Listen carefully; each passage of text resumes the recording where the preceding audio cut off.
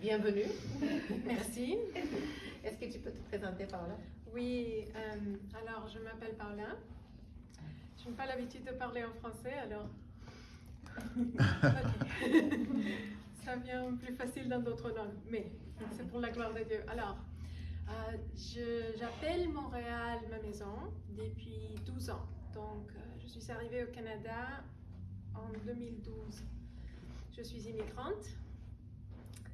Originellement, je suis du Venezuela. Et j'écris depuis 6-8 ans. Avant ça, je faisais une carrière assez profitable dans le monde de business, de marketing. Et puis, j'ai eu un burn-out et une dépression très sévère. Et après cela, j'ai revisé ma vie et le Seigneur a transformé la façon dont je me vois, dont je vois les autres et comment ma définition de succès. Donc voilà. Oui, super. Qu'est-ce qui t'a amené à vouloir contribuer à cet ouvrage? Simplement, Angie m'a parlé du projet. Je crois que, plus profondément parlant, j'ai eu l'opportunité d'apprendre le français quand j'étais jeune. Mes parents m'ont envoyée en Suisse quand j'étais une jeune fille. C'était une façon très privilégiée d'être éduquée à ce moment-là, aux années 80, quand on est de l'Amérique latine, d'une certaine famille, etc. Alors, j'ai appris le français et puis j'ai vécu en Suisse pendant quelques années et ensuite je suis allée aux États-Unis où j'ai appris l'anglais. Et puis parce que mon passeport est vénézuélien tout le temps à ce moment-là, j'ai dû retourner au Venezuela après avoir passé plus de la moitié de ma vie à ce moment-là ailleurs. Et donc, beaucoup plus tard, je suis devenue immigrante. Quand Angie m'a parlé du projet, une des choses qui est devenue très significative pour moi, vraiment très, ça m'a, je suis devenue émotionnelle à ce sujet-là. C'était de voir la connexion, comment le Seigneur prend de différents avenues de notre vie et commence à faire quelque chose de nouveau avec des pièces qui ne sont pas nouvelles. Donc, mon enfance, je suis été élevée d'une façon peu orthodoxe, si l'on veut. Je suis née dans un pays, mais j'ai été éduquée et enlevée entre deux autres cultures, les États-Unis et la Suisse. Et puis, j'ai passé la plupart de mes années formatives comme ça. Mais puis ensuite, la deuxième moitié de ma vie, je suis devenue canadienne. Donc, dans un moment, pendant toutes ces années, je suis devenue chrétienne aux États-Unis à l'âge de 19 ans. Donc, pour moi, l'idée d'utiliser le français qui était une chose qui était dans ma vie comme une bénédiction, bien sûr, mais aussi avec le genre d'expérience que j'avais eu professionnellement. Il y a un peu de temps, Elisabeth nous a parlé beaucoup d'idoles. Et elle a presque donné un summary de ma vie. J'ai beaucoup apprécié. Je me suis dit, est-ce que quelqu'un lui a raconté ma vie? Parce que beaucoup de ce qu'elle a raconté, c'était ma vie, la plupart de mon âge adulte. Donc, pour moi, le français était une chose importante qui se voyait très bien sur papier. Oui, je parle anglais, je parle français, je parle espagnol. Regarde-moi, je suis très intelligente, très capable, blablabla. Et puis, après que j'ai eu l'expérience dont j'ai parlé, où j'ai eu une dépression très sévère, quelques années plus tard, je commence à écrire. Quand Angie me parle du projet, la première chose qui m'est venue à l'esprit, c'était wow, voici cette de ma vie qui est là. Et voici maintenant une nécessité, si l'on veut, un besoin important. Elle m'a parlé que il n'y a pas beaucoup de ressources en français pour les femmes francophones chrétiennes, les chrétiens en général qui sont francophones. Et ça m'a vraiment fait réfléchir. Et tout d'un coup, le français, it made sense. Ce n'était plus quelque chose qui me faisait me voir bien aux autres. C'était un cadeau et on va l'utiliser comme il faut pour que ça glorifie le Seigneur et ça puisse aider quelqu'un. Alors, je lui ai dit oui, je lui ai dit je vais prendre quelques jours pour y prier. Ben, j'avais pas besoin. C'était un oui très, très facile à donner. C'était pas du tout facile à écrire, mais ça c'est une autre chose. Donc ça c'était une très longue réponse pour une très courte question. Mais voilà, c'est que comment je suis arrivée à être faire partie de ce projet, c'était une vraie honneur pour moi. Merci. Et si tu devais résumer ton expérience, ton témoignage en 3 mots, qu'est-ce qu'elle serait? Je lui appartiens. Excellent. Oui. Et j'aime tellement son histoire, étant donné qu'à l'église Emmanuel, on dirait que plus de la moitié de l'église, ce sont des immigrants. Donc, ça parle. La communauté chrétienne au Québec, c'est composé majoritairement d'immigrants. Donc, et même en France, je pense, si je ne me trompe pas, que beaucoup de chrétiens sont immigrants en France aussi. Donc, ton témoignage me parle aussi parce que ça nous rappelle que nous sommes tous des citoyens d'en haut. Amen. Donc, si on vient à la question suivante, quel verset biblique a renforcé ta foi plus que tout autre pendant ta période d'épreuve? Oui, je l'ai en français. Je vais le chercher en français. Donc, c'est Matthieu, chapitre 16, le verset 26. Si un homme parvient à posséder le monde entier, à quoi cela lui sert-il s'il perd sa vie? Et que peut-on donner pour acheter sa vie? Et la raison pour laquelle c'est un verset qui me parle tout le temps, c'est parce que dès que j'ai fini mes études à high school, puis je suis allée à l'université et je me suis graduée, je suis devenue chrétienne là-bas, mais ça n'a pas changé tout, pas tout d'un coup en tout cas.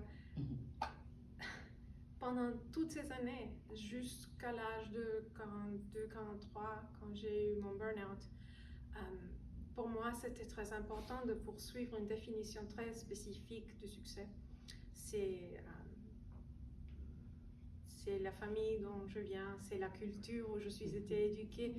Je dis tout le temps que je représente ce qui est le meilleur de la culture occidentale. J'étais en Suisse et puis aux États-Unis et blablabla.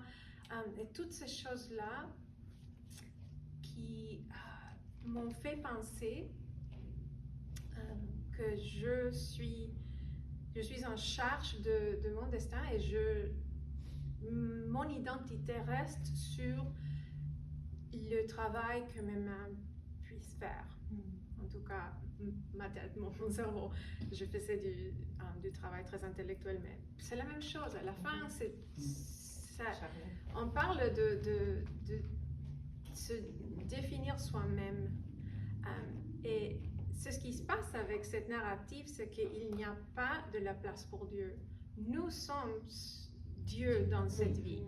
C'est moi qui décide, c'est moi qui crée le succès, c'est moi qui est responsable de faire. Alors, quand j'ai eu mon burn-out, je dis tout le temps, c'était une miséricordie sévère. En anglais, les mots c'est severe mercy. J'aime beaucoup ces mots parce que pour moi, c'était exactement ça. C'était vraiment sévère, évidemment. C'était très difficile. Je ne souhaite ça à personne. En même temps, c'était une miséricordie. Parce que c'était la seule façon de m'arrêter, il fallait que quelque chose me fasse comprendre. Et je n'allais pas le faire par moi-même. J'avais même des personnes dans ma vie qui m'aiment beaucoup, mon mari, des bons amis, et je sais qu'ils étaient préoccupés, je sais qu'ils priaient, mais à la fin, je me suis rendu compte un jour, waouh, j'ai la vie que je voulais, j'ai achevé le genre de vie que j'imaginais. Et tout ce que je peux penser à ce moment-là, c'est comment finir cette vie. Et je vous dis, rien va vous mettre plus en la réalité que vous voir dans un miroir et comprendre ça. Que la vie que vous voulez est là. J'avais un mari qui m'aimait beaucoup, j'avais un compte de banque qui était génial. Mes collègues me respectaient, mes clients m'aimaient beaucoup, etc., etc. Et tout ce que je pensais, c'est des façons créatives à finir ma vie, à la terminer. Donc, ce verset-là parle au plus profond de mon cœur à ce que j'ai presque achevé et comment le Seigneur m'a pris en laissant que je puisse faire un crash, un vrai, pour que je puisse finalement regarder un an et le chercher au lieu de continuer à construire la vie que je voulais. Parce que ce que je construisais, c'était ma destruction. Merci pour ton honnêteté. Qu'est-ce que tu as appris en rédigeant ton chapitre? Écrire, c'est très difficile. Écrire en français, c'est vraiment difficile. On a des bons éditeurs à édition clé. Dieu merci. Dieu merci. Et puis j'étais fatiguée, j'étais tannante aussi. Je t'avais envoyé des corrections. Oui. Mais c'était vraiment une expérience en humilité, je dois dire. En général, écrire, c'est comme ça. J'écris en anglais et c'est encore comme ça. Mais waouh! Rien ne m'a préparé pour la leçon d'humilité qui a été écrire en français. Vraiment, j'étais toute fière de mon travail. Je l'envoie à mon amie Jess, qui est francophone. Et elle me dit non, ça n'existe pas en français. Je sais ce que tu veux dire parce que je te connais, mais non. Alors, elle a fait un super travail en nettoyant tout. I'm like, ok. Alors, je l'envoie à J, and she's like, non. Et puis, à la fin, je me suis dit, ok, ces deux femmes, elles sont très intelligentes, on y go. Alors, on l'envoie à édition clé. Et Sylvain a dit, non. Et je me suis dit, bah alors, je sais pas quoi faire. Mais le produit final, c'est tout bon. Pour la gloire de Dieu. Quel conseil donnerais-tu à ceux qui souhaitent partager leur témoignage de manière à pointer vers Christ? Que ce soit écrit ou oral. Oui, je pense... j'ai beaucoup pensé à ça, même les dernières semaines. Je pense que transformation est une promesse... Oui. J'invente des mots parfois dans une autre langue. Je suis désolée, arrêtez-moi si je fais ça. Alors, une promesse base de l'évangile, de notre foi en Christ, c'est l'idée de transformation. Si l'on pense par exemple, je sais pas, un papillon n'est pas un papillon quand il est né. Au fait, c'est un insecte assez laid. Et puis, par la transformation de la nature que le Seigneur fait possible, on a un papillon plein de couleurs, tout joli, qui peut voler, etc. Et je trouve que l'idée de transformation pour moi a été importante parce que je ne peux pas me faire papillon. Je ne peux pas développer des ailes et avoir des couleurs jolies. Je veux, mais je ne peux pas. Je n'ai pas cette capacité. En tant que le Seigneur, lui, il fait ce que nous ne pouvons pas faire.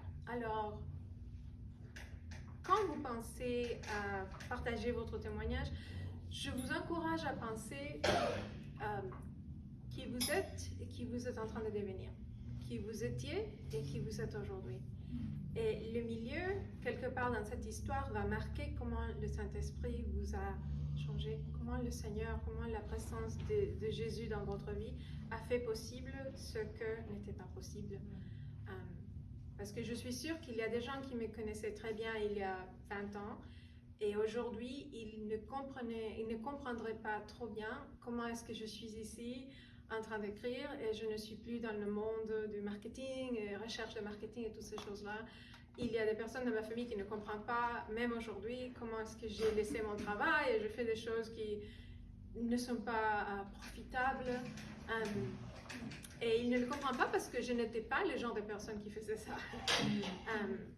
ben, c'est pas moi qui a fait cette transformation, c'est le Seigneur qui a fait son travail et je suis devenue une personne vraiment différente. Et aussi avec les choses qu'il a mis dans mon esprit, mais maintenant dans une version sanctifiée ou qui est en train d'être sanctifiée. Donc ça, c'est une bonne idée pour quand on pense à partager, c'est l'idée de transformation. Et qu'est-ce que vous êtes ou vous voulez être, que vous savez très bien, vous ne pouvez pas achever vous-même. Et ça, c'est le début du travail du Seigneur dans votre vie. Excellent. Merci, Paola. Merci. Est-ce que vous avez des questions, Paola? D'accord, merci beaucoup.